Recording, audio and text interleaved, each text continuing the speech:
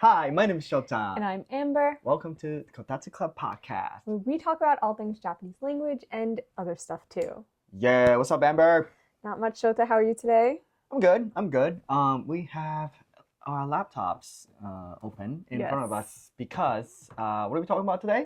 We are talking about our birthplace, Shikoku. Yeah. Oh, your birthplace.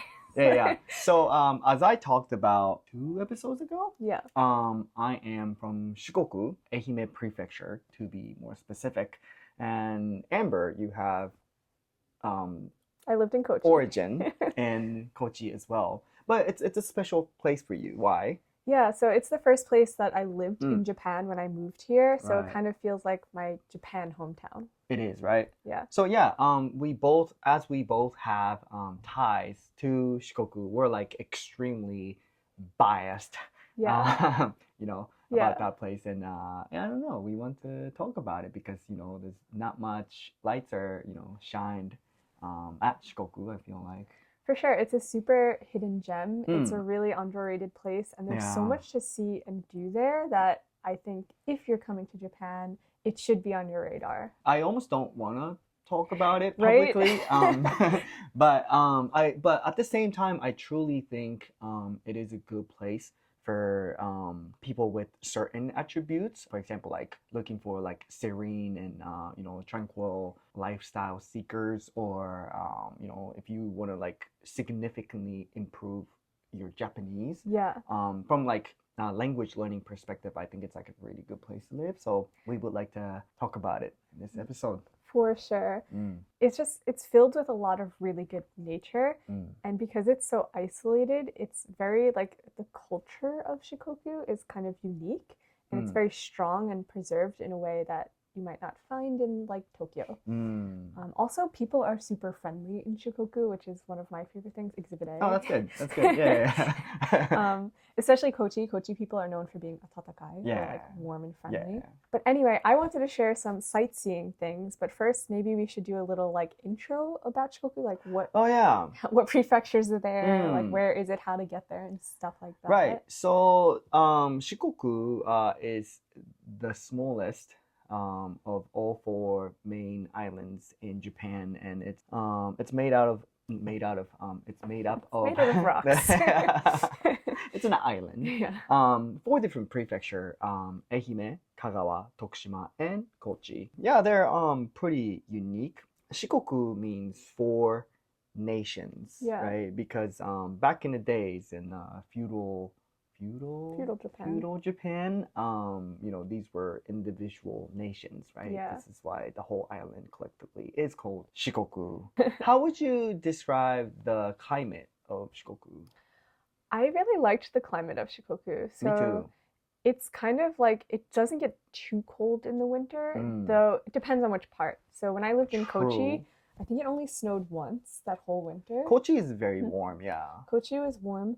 It was so funny because when I first moved there, like my little first day in Kochi was in January, and it was really warm, like a spring day. It was like 20 degrees. Oh, wow. 70 degrees in January. Fahrenheit. In January. Oh, wow. It was an unseasonally warm day. It's not always like that. But yeah, it's kind of like mild winters, and I feel like the summers aren't as like painful as like Tokyo either. Yeah, that's because less concrete, less cars, less exhaustion, and less people. Yeah. So I don't think Shikoku is necessarily less hot, but it doesn't feel as bad because I mean, people typically don't wear suits and everything. Oh, I mean, in the cities they do, but like typically it's more relaxed, because it's more rural. So maybe that's why I feel Tokyo is much hotter. I feel like. Yeah, I thought it was really like fine, the weather. Yeah. The way I would describe is it's very mild. Yeah. It's not very cold. It's not very hot. I think we don't go through like extreme rain. Although sometimes typhoons hit Shikoku a lot. That's true. Yeah. Yeah. I mean, depends on where in Shikoku you are. So that's kind of like general idea of Shikoku climate if you're worried about that kind of thing. Yeah, so I wouldn't go in the summer. It's probably or the winter. The best times to go. It's like the rest of Japan. The best times to go are the fall or the spring. True. And I'm not gonna lie, it's a very small place. It only represent 3%. Oh, Maybe wow. maybe it's less now. Okay. 3% of Japanese GDP. Mm. So the I don't know the exact population. I'll look this up actually. 354万人. How do you say that in English? 3,005,004. 3,054,000. Yeah. Yeah. So that's pretty small because if you think about it, Yeah. that's like 4 prefectures combined. Yeah. So not a lot of people live there. And because of that, like when you go sightseeing, it's kind of a very unique experience where it's like quiet and not Yeah. you don't feel like it's you're I don't know. I think some places, as beautiful as they are, like if you go to Kyoto or if you're going to Kiyomizu-dera, for example, Mm. it could feel like a theme park sometimes and not like the sacred temple that it is just because of the sheer number of Yeah. tourists. Yeah. And it's kind of a shame in a way because it does take away from it a bit. But I think in Shikoku, you'll find more places like that feel more, I don't know the word, maybe authentic? Yeah, sure. Not very Perhaps. touristy. Not very touristy. You'll feel like you're actually experiencing the place, the Yeah. culture. For sure, for sure. So what are the let's talk about like sightseeing first. A lot to say. Yeah, no, I know. Ready? I know. Yeah, no, that's OU, I feel like. Yeah. Yeah. Yeah, I think it is a little hard to talk about sightseeing about from a place that you're like born and raised. Mm. But for me, when I was like just placed there in, yeah, I should say that, Aaron, because I was touching my mic. For me, when I was just like placed there in 2021, like it was a new exciting place for me. So I wanted to like see all of the sights and do all of the things. And I saw the sights, you guys. There's a lot in Shikoku. Specifically, I know a lot about Kochi and Ehime. I don't know as much about Tokushima and Kagawa. I know a little bit. So yeah, I thought I'd share my favorite things to do there with you guys because the experiences in Shikoku are really special and they're things you can't find anywhere else in Japan. So wait, how many of them are you covering? I know that's the thing. It's gonna be hard to choose like my favorite. Let's do like top 5. No. Yeah. Okay. Is it too hard? It's gonna be really hard, Okay. but I think I can do it. So if you're going to Kochi, one of the first places you should visit, because it's accessible to Kochi City, is Makino Botanical Garden. So have you ever been there?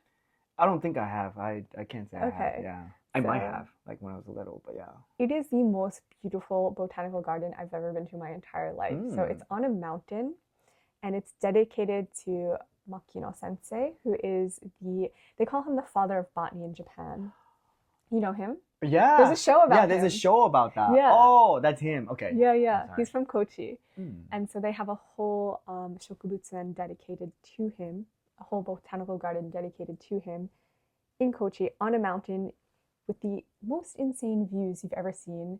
The most beautiful flowers. Really? Just like, there's all these like gorgeous flowers and there's like the mountain view in the background. It's one of the most breathtaking things I've ever seen. Makino Shokubutsuren. Shokubutsuren. Oh wow! Right? Yeah, y'all gotta look this up too. And they also have this greenhouse. Damn! Yeah, it's so good. The flowers, I highly recommend going in the spring because. This is Shikoku? Yes, and it's right next to Chikurinji. Have you been to Chikurinji? No, I don't think I have. So Chikurinji. So you're gonna do both of these in the same day because they're literally right next to each other. There's a sightseeing bus from Kochi Station. Yeah, from Kochi Station that will take you to all of like the top sightseeing spots. And these two are right next to each other. So they're like the same bus stop, I think. This place is beautiful. It's insane. Literally one of my most favorite places on earth. Chikurinji is right next door. A beautiful temple that's part of the Shikoku 88. Right. So something we forgot to mention is there's a pilgrimage that goes around the entire island of Shikoku. It includes 88 temples, and a lot of people do it by walking, but you could also do it by like biking, or some people do it by some car. People drive, some people take the train. But basically there are a lot of ways to enjoy. And all of the temples are super special along the way. And people, when they see you doing the pilgrimage, because you'll be wearing like a special pilgrimage hat, like there's a whole thing. Costume, yeah. Yeah, you put the whole costume on. A lot of foreigners do it too. It's not like just... No, actually, it's mostly foreigners now. Right, isn't it? Yeah. Because it's hard for Japanese people to get off the amount of time that you would need to do the whole pilgrimage. Yeah, that's true.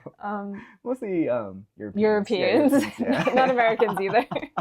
You go to each temple and people are super like nice and excited when they see you're doing the pilgrimage. They'll offer you like a lot of times fruit. Yeah. Or like they'll offer you a place to stay. The pilgrimage itself, I would say, is one sightseeing. Oh yeah, so if you got like, I don't know, if you were like in your like a gap year, or like if you were like retired or something, I would highly recommend doing it, because that's like one of the, if not the best way to see Japan, because you literally walk through the cities and mountains, the beaches, to get to these 88 temples, and then those are pilgrimage sites. So it's generally very positively received by the locals, and they're gonna appreciate your presence and doing that, and it's a very serene and authentic experience. So it's actually one of my dreams to make it a world heritage. Oh wow. Yeah. Yeah, it's one of it's on my bucket list to just do the pilgrimage. Yeah, me too. Yeah, that's definitely up there on my list when I can get off enough time from work. Yeah, you can also stay in the temples. If you have to reserve it ahead of time, but a lot of the temples offer like housing to those. And they're usually very, very affordable. Very, very affordable, if not free. Some of them are free, and they also usually have like Shojin Ryori, which is like the Buddhist temple vegan meal. Yeah. So yeah, anyway, it's a whole package, yeah. You don't have to do the 88. You could just go to like whichever temples are your favorite on the list. And Chikudenji is one of them, right next to Makino Botanical Garden. So I'm going to put those two together, since I only get 5. Yeah, no, you get 5. No, because like if we let you just this will be like 3 hours like long. a 3-hour episode, and we don't want that. But yeah. Well, maybe we can make part 2. Yeah. Well, comment down below if you are interested in Shikoku, or just send me a DM on Instagram, because I love to talk about it. Oh, it's got like a proper like what's it called, pagoda? Yeah, it's Dakota? a 5. Not Dakota. Pagoda. Pagoda. Pagoda. It's a 5-story pagoda. What do you call it in Japanese? 五重の塔. 五重の塔. It's beautiful. It's so beautiful. So yeah, so that's your number 5. Yeah. Also, if you're staying in Kochi City, you need to visit Hirome Ichiba. True. So this is, I don't think this one counts as a sightseeing spot. It's a place to eat, but it's kind of like a local, I don't know, not cafeteria. Like a market / it's like a collection of restaurants and shops, and it's just a fun place to be. And a lot of people start drinking super early on. So if you're, drinker, you're gonna have a great time there. Yeah, Kochi is specifically known for people who like to drink. They literally have an entire festival for drinking. Yeah. And Hirome Ichiba is where you'll meet a lot of friendly drunk locals who will want to chat you up in your broken Japanese. So take advantage of that for your language. And it's like located like super center of the city, so like it's super accessible as well. Yeah, if you're staying in Kochi City, you can probably walk there from your hotel. Yeah. You could also probably walk to Kochi Castle, which is one of my favorite castles in Japan. It's one of the 12 that is the original castle, not a destroyed and rebuilt one. I think there are like 3 of them remained in Shikoku alone. Wow. So yeah, if you're like into Japanese castles, I think Shikoku is like a really good place to visit as well. So that's a side note though. Yeah. The castle is beautiful. It's a really good place to go during cherry blossom season. And one of my favorite things in Kochi City is Nichioichi. The flea market? Yeah, so every Sunday there's a farmer's market / flea market where a bunch of local shops and also local farmers go to sell their goods. Is it every single week? Every week on Sunday. And they haven't missed a Sunday except for like I think a few ones during COVID and also like during World War II or something for reasons. The market's been going on for I think 300 years. It's one of the oldest markets in Japan. I did not know. Wow. you'll meet a lot of friendly oba-chan and oji-chan selling ridiculously cheap, ridiculously high quality fresh farm fruits and vegetables and eggs. There's a man who sells eggs, and he has like a picture of him with his chickens. So it's like like really happy with his chickens, and like if you're into like animal welfare, like this is where you want to buy your eggs. I always got my eggs. That's why I did all my grocery shopping every week. Do you know how little money I spent on groceries when I lived in Kochi because of this market? Yeah, let me just like make this point as well. But like if you're like trying to like live in Shikoku, Shikoku is one of the cheapest place to live as well.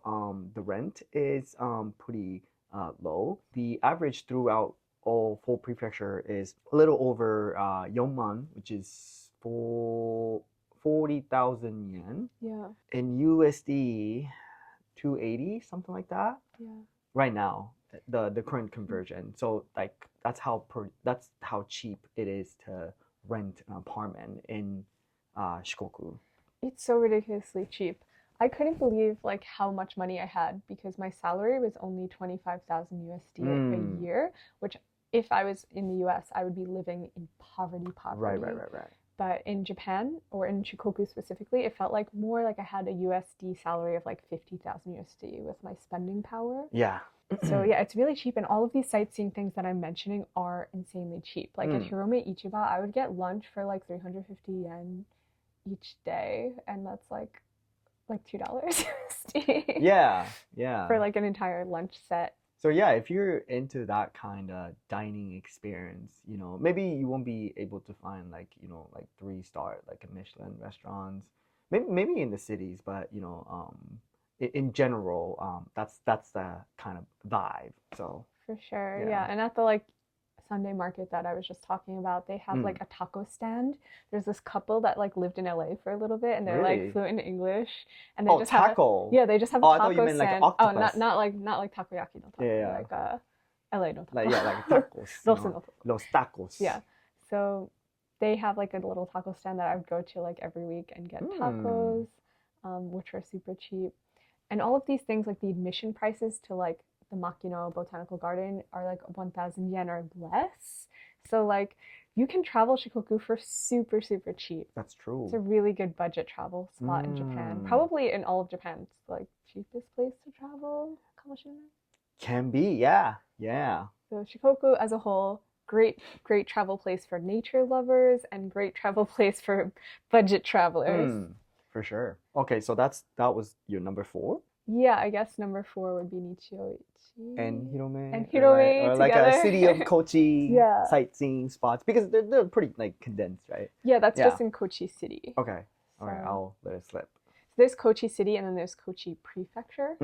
So it's kind of like Kochi Prefecture is like, if you're talking about the US, it'd be like the state and then the city. Yeah. So like the prefecture and then the city. So if you venture out of the city, there's a lot of insanely beautiful nature spots. Oh, yeah. One of my favorites is Nyodo-gawa, which is Nyodo River. It's the bluest river in all of Japan. If you haven't heard of it, please look this spot up. They're called Nyodo-gawa. Beautiful spot. Beautiful, and like you'll see pictures of it and it looks so blue. You'll think like they must have like upped the saturation on this. Although, if you're like in like Japan tourism algorithm, you might have seen it on TikTok, because like it's pretty all over. Probably from my TikTok. Yeah, maybe. Yeah, Nyodo-gawa, you can do crystal kayaking where you rent a see-through kayak, so you can like see through the kayak. Yeah. You can look at the beautiful blue water and you can see the fish swimming under you. And there's this tea house that's right on the river selling like a Kochi tea, tea that's grown, it's like sencha tea that was grown in Kochi. And they have really good sweets as well, like local like daifuku stuff that is to die for. There's also part of Nyodo-gawa, so I'm going to include this as one thing, is Nakatsu Gorge. So the river flows into this gorge where they have, I forget how many gods. How many what? There's like gods throughout, statues of gods. Yeah. Oh yeah, I've heard of that. How do you say gorge in Japanese? Keikoku? Keikoku. Say there's a lot of gods. There's like Buddhist gods. So as you're walking through the path, so before you walk the path, there's like a sign that like talks about all the gods, and it's kind of like it's really cool. And at the end, there's a breathtaking waterfall. It's called the Dragon Waterfall or something. Yeah. Oh, here it is. Uri no Taki.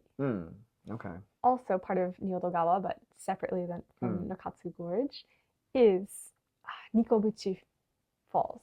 Nikobuchi Taki. Okay, so it's a waterfall. It's literally just a waterfall, but it's this like crystal. Oh my god! Right? Yeah. Crystal blue magical waterfall. You can't swim. I wonder, like they like saturate the shit out of it, or no? It looks like it this. looks like it this looks like this in person. Real life. Wow. In real life, yeah. It looks almost fake, like they put dye in it, but it's real.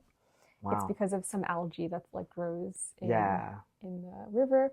And you can't unfortunately swim in it, but you can look at it and admire it. So yeah, Nyodogawa is one of. Okay, so Nyodogawa area. Yeah. Yeah, it's a town. It's a whole town. It's a whole town. Yeah. So that's number 3. Yes. Wait, so far all of it is in Kochi. Yeah. So is it gonna be like Kochi number 5 or like Shikoku number 5? Oh my gosh, I guess. What are my other ones? I was gonna say Shikoku Karst. It's kind of Ehime, kind of Kochi. It's like literally half and half. Well, as a person from Ehime, we would fully claim Shikoku Karst because most of it is in You've been to Shikoku Karst, right? Oh yeah. So my brother-in-law, he has a cafe there. So yeah, I go there all the time. Well, at Shikoku Karst, first we should probably describe what Shikoku Karst is. Yeah. So it's a really beautiful landscape that has, it's in the mountains, and it has limestone, a bunch of limestone. So it's like a very unique landscape. There's also cows. Yeah, there are cows, yeah. And just crazy rolling mountain view from the hike. Yeah, it's hard to explain. You gotta look it up. It's literally called Shikoku Karst. So. Yeah. And if you do visit there, say hi to my brother-in-law and my sister. Yeah, they apparently have like a coffee shop stand. It's like a coffee truck. Yeah, it's like a coffee. Is that what it's called? Coffee truck? Yeah. Coffee truck. It's a white. There's only one of them.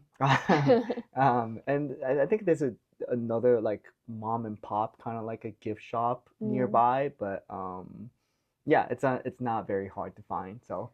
Yeah, and be warned that if you go, because it's so high up in the mountains, even if it's in the summer, it's cold, and bring a jacket. That's something I did not know. Yeah, high altitude. So it gets pretty cold during winter, and it's pretty chilly in summer, so it's very nice. Also, I should note that all of these places that I'm mentioning outside of Kochi City, you do need a car to get to. For sure. So you will have to rent a car, get your international driver's license in your country before you come to Japan. It's very easy and cheap. Yeah, so. And driving in Japan, like it's not very hard. There's no other cars in Shikoku. There's no other cars. So you have no chance of a car accident unless you like go into a ditch, which I have a friend who did do that. Okay, so that's number 2? Yeah, okay, I have one more. This is gonna be so hard. Are you sure? Like, are you okay with this list? I mean, this is really just the Kochi list. I'm gonna have to mention other like because it's not too late for you to just say like, okay, yeah, this is Kochi list. Yeah, this is like, a Kochi list. Course is in it's like part. It's literally half. Like if you there's a line in Shikoku Karst, like a white line that's painted on the floor, and it's written Kochi here and Ehime here. And I have a video of me there on my YouTube channel jumping from Kochi to Ehime. I was like, now I'm in Kochi, now I'm in Ehime, now I'm in Kochi, now I'm in Ehime. It's literally in both. Yeah, according to Wikipedia, yeah, true. You know, it's in Ehime and Kochi, but it says Ehime first because most of it is in Ehime. No, I'm just kidding. Yeah. Okay. I'm adding it to my Kochi list. Okay, so drum rolls. Okay. Number 1. So, wait, what's gonna be? Cause you said Nyodo already, and this one is really hard to get to if you don't live in Kochi or if you're not spending a lot of time in Shikoku, because it's so far from Kochi City. I think it took me 5 hours by car to get there. Wow. It's a little island off the coast of Kochi called Kashiwajima. Kashiwajima. And there you can do camping and snorkeling, and it is some of the most beautiful snorkeling that I've ever done. Like, it's up there with Okinawa. Like, you can see dolphins there. You can go whale watching there. How do you write that? Kashiwajima. 柏 Kashiwa. 柏島、高知県。 Yeah, Damn! でしょ? Wow! Wait, how do I not know? Look at the boat. Look at the boat. Damn! Yeah, they have like a boat where you can like there's a glass bottom and you can just like look at the Oh fish wow! and stuff. Yeah, no, it's like so it's like beautiful. looking at like I don't know, a picture from Okinawa or something. It's a really popular place to travel for local Kochi people. Like pretty much only Kochi Wow. people go here. I was the only foreigner for miles and miles and I miles. see. When I did camping there. But because it's so popular with Kochi local people as a travel destination, the campgrounds do fill up very quickly during like Right. Golden Week and stuff. So I think I went during the Obon holiday in the summer, and it was so packed I couldn't get a camping reservation. I did camp, but I had to find like a Wow. campground that was like kind of free space, not reservation. Yeah. And I did snorkeling when I was there, and it was insanely beautiful. It also, oh my gosh, the Michino Eki in Kochi are like next level. They're always like along the water. They have beautiful views, local food. I'm gonna explain. Okay, so that's Kochi. That's Kochi. That's Kochi for you. I feel like I have one more I want to add to Kochi. Can I have 6? Sure, yeah. Okay, so there's also this little town called Kitagawamura. Kitagawamura. And it's famous for yuzu. I think it has the highest yuzu production in Japan. Not Umajimura? No, Kitagawamura. And they have the Monet. The Monet Botanical Oh, Garden. that's the spot. Yeah. No, I've been there. Oh, you have? Yeah. Because my mom's into that kind of stuff. Oh, that's beautiful. This spot is beautiful. Beautiful. And it's like a little village. It's a little village, yeah. And so I had a friend who's working on the JAR program in this town. Ah, okay. And so I went to visit there, and there's the Monet Botanical Garden, which has, I guess it's kind of the same, a replica of the France Giverny Garden, the Monet Garden in France. And it's a sister garden. So actually, when you buy a ticket to this garden, if you save your tickets, you can also use them in the actual one in France. Really? Yeah. Wow. Besides being in a breathtaking location on a mountain overlooking gorgeous views, they also have, I think, 2 tea houses in the garden where you can like have really local herbal teas made with like herbs from the area, and like just in the garden overlooking. It almost looks like beautiful. south of France, or like, I don't know. It looks very like a Mediterranean. Yeah. It's supposed to be a replica of the garden in France. So. Oh wow. It's beautiful. It's gorgeous. I don't know. I'll check this place out for sure. You've been there with your mom? Yeah, when I was little, I think. I don't remember. Yeah. But like, when you were little, and like if you like when you're from Shikoku, like you don't really appreciate what you have. You know what I mean? Yeah, for sure. Like I couldn't tell you the first thing about sightseeing in New York. Yeah, I mean now that I live in Tokyo, I can appreciate the shit out of it for sure. Yeah. So yeah, that's my top Kochi list. I honestly have so much more for Kochi, but we'd be here for hours. So I think we're gonna move into the other prefectures on Shikoku. Yeah, so I think for Ehime, well, first you have to hit Matsuyama, which is the capital city, and especially the Dogo area.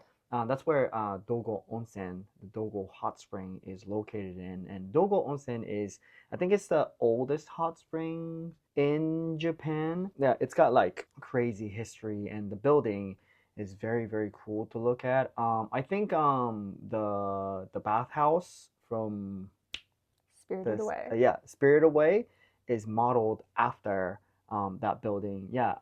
If you haven't seen it, look up Dogo Onsen in Matsuyama in Ehime Prefecture. It's a very, very cool area. So Dogo Onsen, yeah, it's about a 2,000-year-old onsen. You can bathe in there if you have tattoos. They allow tattoos. Really? No problem. I didn't even have to cover them up. I was like, tattoos daijoubu desu ka? They're like, daijoubu desu. And I was like, great. Really? And it was like 200 yen to enter the bath. Yeah. It was like ridiculously cheap.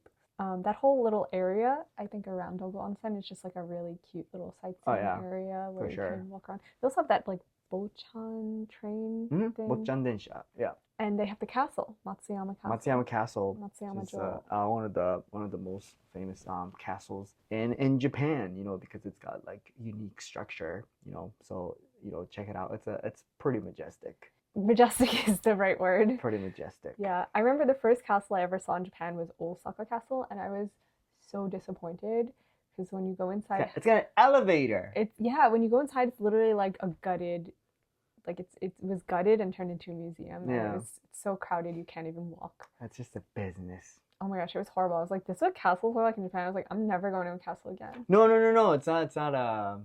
And then yeah.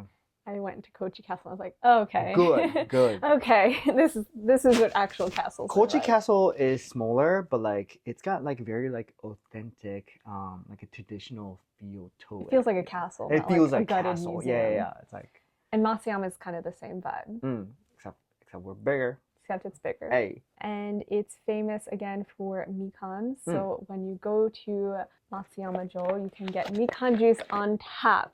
It's so good. It's the best mikan juice you'll ever have in your life. Yeah. Oh yeah. So Shota eats mikan every day. He only drinks mikan juice as liquids. I mean that's a stereotype, right?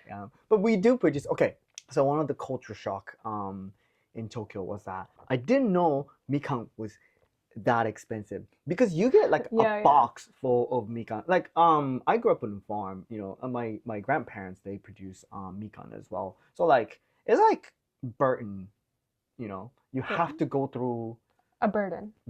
Yeah. You know, you have to go through mikan, like maybe like 8 of them, you know. That's every why day. You get them for free too, like because people have so many. Yeah. They just like give them out. I didn't ask for it, you know, but you just get it in Shikoku. Whereas in Tokyo, it costs like what, like 600 yen? It's crazy. Which is like 450? I don't eat fruit anymore. I'm like, it's just yo, so dude, expensive. like, am I paying for this? Yeah. You know, it's ridiculous. But it's not. It's not. Yeah, of course, you know, you have to pay for food. Yeah. Yeah, so that's how popular like citrus fruits is in that region. Yeah, I think the whole of Shikoku, the climate is really well suited for growing citrus fruits. Yeah. So that's why Kochi is famous for yuzu, Ehime is famous for mikan. Kagawa is famous for olive and lemon. Yeah. And Tokushima is famous for kabosu, which is it's kind of like if lemon and lime, if lime and lemon. Oh wait, I did the same thing. Wait, what am I saying? Yeah, lemon and lime had a baby. That's kabosu right there. Got it. Okay. Sounds good. I should try it. Oh, it's very good. Or maybe it goes well. Is it the little one? Yeah. Yeah, I have had it. It goes very good. well with tempura. Ooh. Yeah. Actually, it goes well with everything. But yeah, we love anything citrusy. Yeah. Okay, so that's an Ehime. That's an Ehime. Well, within Ehime, go to Shimanami Kaido. Yes. That's a cyclist holy mecca. You kind of like go through islands and you ride on a big bridge. It's a very beautiful view and yeah. It's a cycling route. Yeah. That you start in Imebari, which is in Ehime, and it's famous for towels there. So buy a towel while you're there.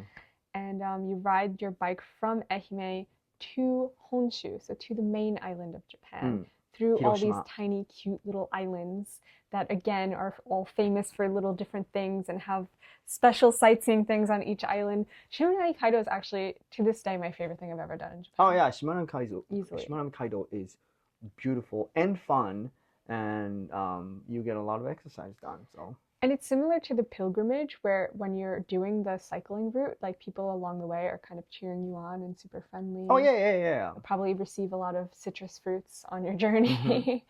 So yeah, highly recommend. And another spot is there's a little town in southern part of Ehime called Uchiko. It's very famous for like well preserved traditional houses and towns. So it's like it almost feels like you like time travel back to like Edo period. Wow. But like it's just like how people still live. Wow. So yeah, I think a lot of content creators on YouTube they have a lot of videos on the spot. So it's called Uchiko. It's in Ehime. So if you haven't seen it, I highly recommend checking that spot out. Yeah, so the whole spot kind of looks like that, you know, very traditional. Edo Point. Yeah. That's really cool. I love villages like that. Oh, it looks like there's a lot to do in this village too. Like, Oh yeah, yeah. okay, that's a good recommendation. I actually haven't been to this one yet, so I'll have to check it out. Mm. One last thing for Ehime that I haven't done yet, but I'm going to do soon, is climb Ah, Ishizuchi-san, Shizuji-san. which is the highest, tallest mountain in all of Shikoku. No, no, it's I think it's the tallest in Western In Japan. Western Western Japan. Japan. And Unfortunately, it's not taller than Mount Fuji. no, Mm. but it's pretty tall, It's pretty and tall. I'm gonna be climbing it soon. So I've heard really good things. I've seen really good things on social media and just through friends. It was on my like Shikoku to-do list forever, and Yeah. I unfortunately didn't get to do it while I lived there. So I'm going back soon. I'll let you guys know how it is. There's a lot of sightseeing things in Kagawa and Tokushima as well, but again, we'll be here forever. So I think we also want to talk about living in Shikoku. Yeah. So I am very passionate that people, especially if you're like moving to Japan for the first time, I truly think you should start from Shikoku if you enjoy various outdoor activities, or like if you're like trying to like assimilate into the culture and like trying to like learn the language in like higher level. I think it's gonna be like much easier to do so in Shikoku compared to the major cities. And you've done that. Yeah. And Amber here speaks pretty good Japanese. So I mean, I think you can, you know, yeah, share your experience. Yeah, it's definitely easier to immerse in the local culture when you live in a countryside place like Shikoku.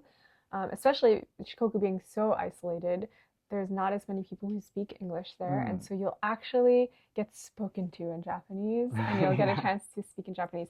And because so few tourists make it out to Shikoku, I think people just automatically assume that you live there when you're there, because no one ever tried to like in Shikoku tried to speak English to me. They always like chokusetsu nihongo de like immediately spoke to me in Japanese. Which is pretty rare in Tokyo because everybody think you're just visiting, right? Yeah. So they'll try to speak to you in English most of the time. So which gets you less exposure to the language, you know, which can work against you in big time. So yeah, if you're trying to move to Tokyo, rethink about it. Yeah, you get to be put in the fire, trial by fire, and like struggle Mm. for a little bit, but it'll be worth it in the end when you are Nihongo Jozu.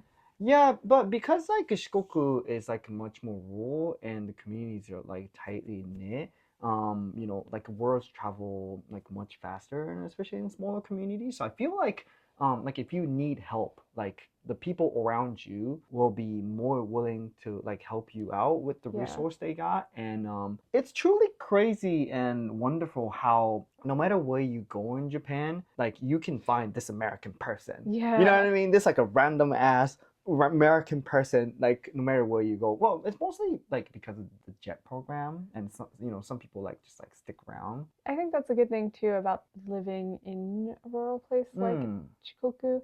The foreign community is pretty tight knit because there's not many people there. So that's a good thing. Like we had Thanksgiving parties and stuff. It was much easier to form community there for me personally. And I also found other foreigners who I could connect with a lot because they also like liked nature and like liked like the rural Shikoku Japan life.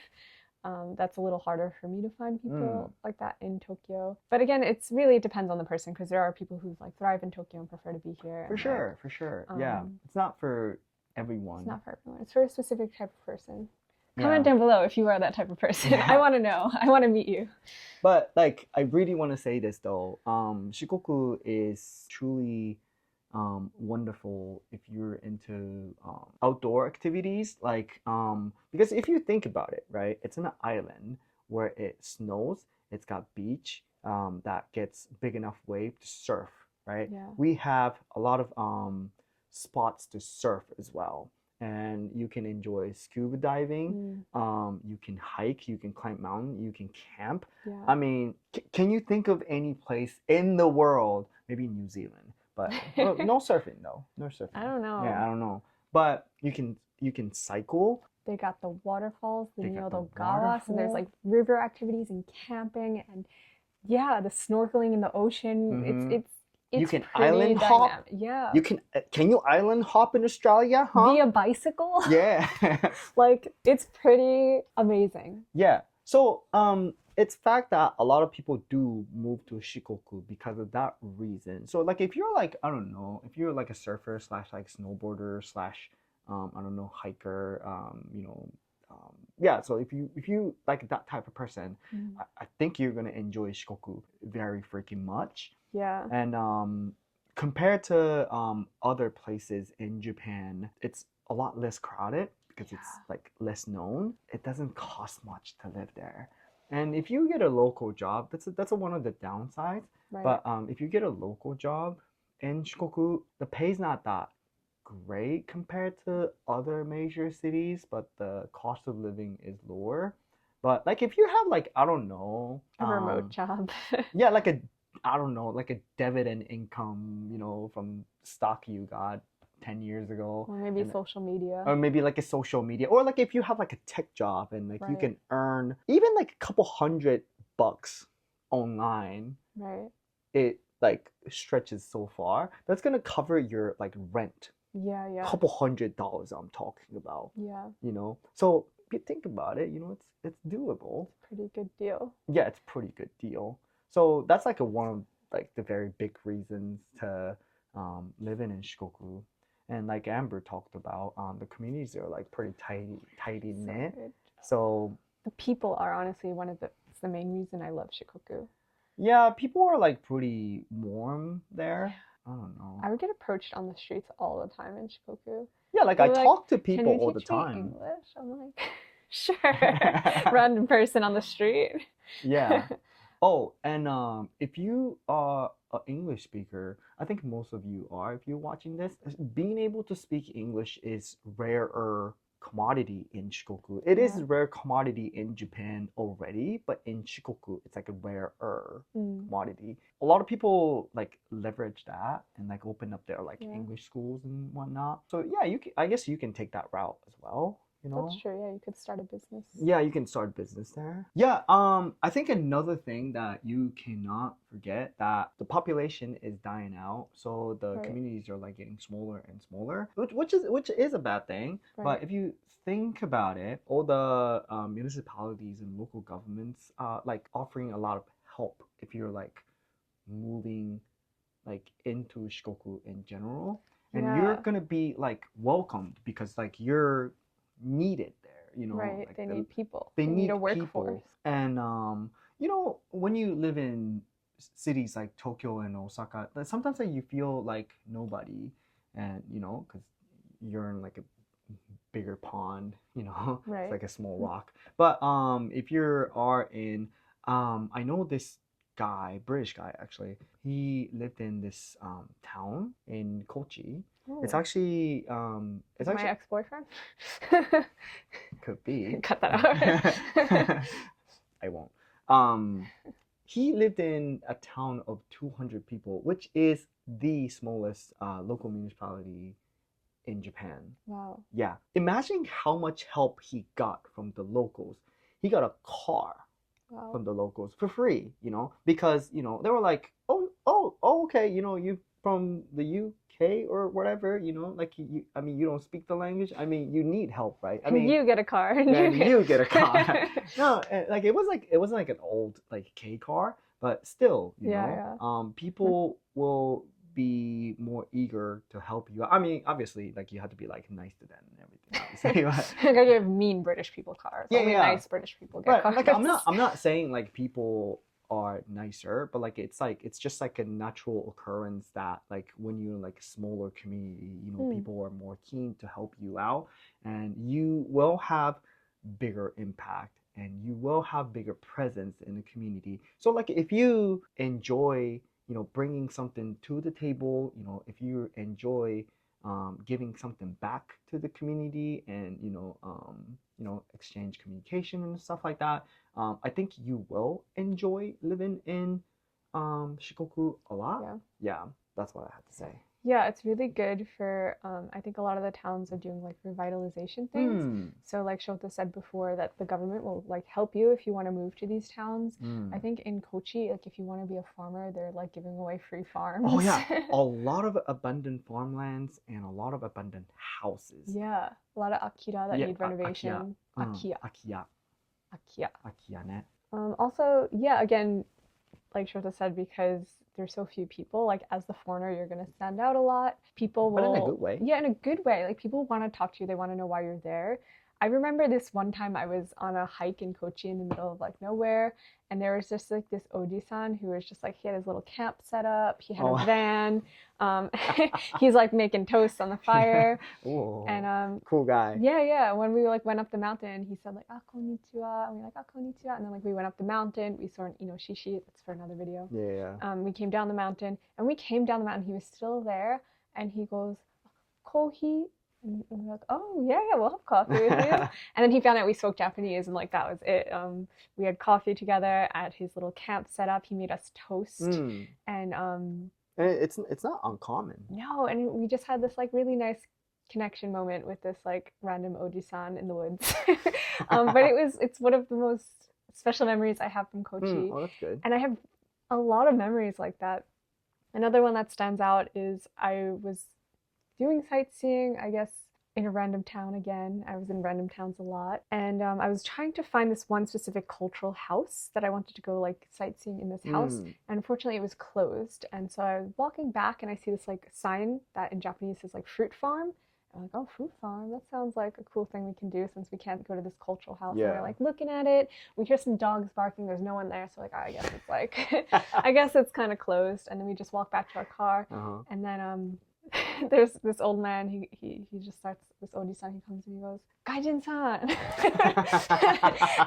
like, "Konnichiwa," and he's like running after us. He's like, "Do you want to see my farm?"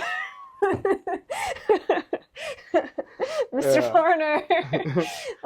Oh man. Anyway, it wasn't. We weren't offended by it. He took us on a full tour of his farm for free and gave us bags of fruit and vegetables. He showed us his dogs, which are like illegal Shikoku dogs. Yeah. And yeah, the fact we were like, can we? Yeah. Yeah. What's a Shikoku dog called? Tosaken. Tosaken. Yeah. Illegal dog breeding. It was a thing in Kochi because dog fighting was a thing in Kochi for a while. Yeah, his dogs were pretty scary. Yeah, They were like big. wolves. Yeah, but anyways, Um, country stuff. but yeah, he showed us his illegal dogs, and he gave us like giant bags. Like he took us on a tour of his farm. Like spoke to us. I don't know. I guess he just didn't even assume that like he should speak English with us. He spoke to us in like native Tosa Ben Japanese that I couldn't understand. Luckily, the person who I was with is like super high level in Japanese, and he was also a foreigner, but he was able to like kind of translate for me the Tosa Ben. And yeah, we left with giant bags of fruit and vegetables, and we were like, "Can we give you money for this? Like, this is a lot." And just the tour of the farm itself was like, seems like something that would be worth a lot of money. And he was like, "Oh no, just like take it and enjoy." He's like, "Thank you for visiting my farm. Thank you for coming to Kochi." And we were like, "Oh my god, anytime." But yeah, I have countless stories like that. They don't usually call us gaijin-san. It was a one-time thing. Yeah, no, I can definitely see my grandparents, You're like, doing gaijin-san. Yeah, Yeah, that's funny. I got that twice. Yeah, but downsides. I have to point out that we do have accents. We speak in a dialect, especially if you're older. That's the only way they can speak. Not gonna lie to y'all, like sometimes I don't know what the heck they're saying either. If they're like mumble enough. I speak that dialect, but I've been living in Tokyo, so like my accent has been neutralized. I can go back and do it, but people, especially older generation, like that's literally how they been speaking, and that's the only way they can speak. So that can be like one of the difficulties. Yeah, but if you are again making friends who are like around your age, like they can speak. Yeah, they can speak like back and forth. Yeah. So I would say the older people, yeah, it's a little harder. You can never understand the cab drivers, and the cab drivers in Shikoku always want to talk to you if you're a foreigner. Yeah. And they will talk to you straight up Tosaben. Or Yeah. in Kochi, it's Tosaben. What's the accent in Ehime? Yoben, Yoben. Okay. in Ehime, and what's it called? Sanuki-ben in Kagawa, Mm. and Awa-ben in Tokushima. Especially in northeastern part of Shikoku where I grew up, we have, it's a variant of like Western Japanese dialect, so like somewhat closer. So like if people hear me talk like normally in here in Tokyo, like people tend to think I'm from like Kansai. Okay. But because I say very like a distinguishable things that is like pretty unique to Shikoku, or like Western Japan. Western Japan. So they'll be like, oh, you're like where you from? You know, and I'd be like, oh, Shikoku. They'll be like, yappari. yappari. That makes sense, you know. Yeah, I would say another downside is it is hard to get to, especially Kochi. Very hard to get to. When I lived in Kochi, if I wanted to go to the main island, I think I already mentioned it earlier, I would have to take a train for 5 hours just to get to Okayama, where I would have to transfer to the Shinkansen. Yeah. So the Pacific-facing prefectures, that's Kochi and parts of Tokushima, is very hard to get to, because you have to, you know, hop over a mountain range to get there. There's a highway that, you know, goes through there.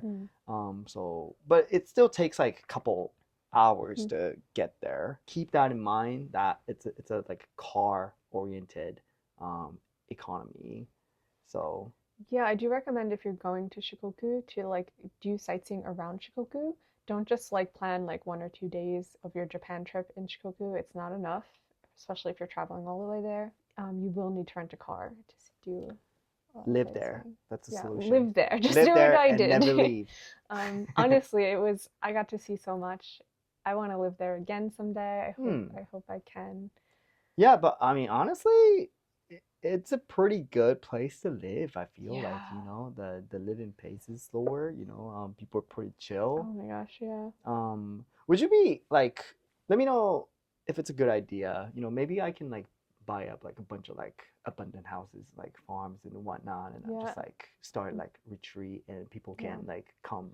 I'm a yoga teacher. I'll be the yoga teacher. Oh, you're gonna be a yoga teacher. Yeah. And if you have, I don't know, if you have like a tech job or something, like I was just gonna like let y'all like stay there for like months, and you know, I'm just gonna like have y'all like help me with like farming and whatnot, or like making content. I don't know. Yeah, kind of a cultural immersion if you need some translators to show you around. Let us know if you'd be interested in that sort of thing, because we would like to potentially do that. We should start something like that. Yeah. You know? Yeah, let us know. I think it's truly a special place. Anyway, thanks for tuning in, guys, and we'll see you next week.